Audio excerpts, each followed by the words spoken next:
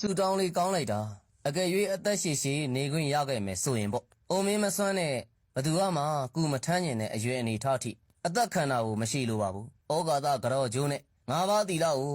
ကိုလက်ကိုပါဇက်နဲ့ရွတ်ဆိုရှင်ခိုးနိုင်တဲ့အရွယ်အစားထိပဲနေသွားခြင်းတယ်။ကိုလက်ကိုပါဇက်နဲ့စွန်းတော်ပန်းတော်ကတ်သွားနိုင်တဲ့အရွယ်စီပဲနေခြင်းပါတယ်။ကိုလက်ကိုပါဇက်နဲ့ရေတော်မီးတော်ကတ်နိုင်တဲ့အရွယ်အစားထိပဲနေသွားခြင်းပါတယ်။ကိုချေကိုလက်နဲ့ခူးခတ်စားနိုင်တဲ့အရွယ်အစားထိပဲနေသွားခြင်းတယ်။ကိုချေကိုလက်နဲ့အိယာပြင်နိုင်တဲ့အရွယ်အစားထိပဲနေသွားခြင်းပါလေကိုချေကိုလက်နဲ့ရေအိမ်တက်နိုင်တဲ့အရွယ်အစားထိပဲနေသွားခြင်းတယ်ကိုချေကိုလက်နဲ့ရေခတ်ချိုးနိုင်တဲ့အရွယ်ထိပဲနေသွားခြင်းတယ်အိုမင်းမဆန်ဖြစ်သွားလို့ဆိုပြီး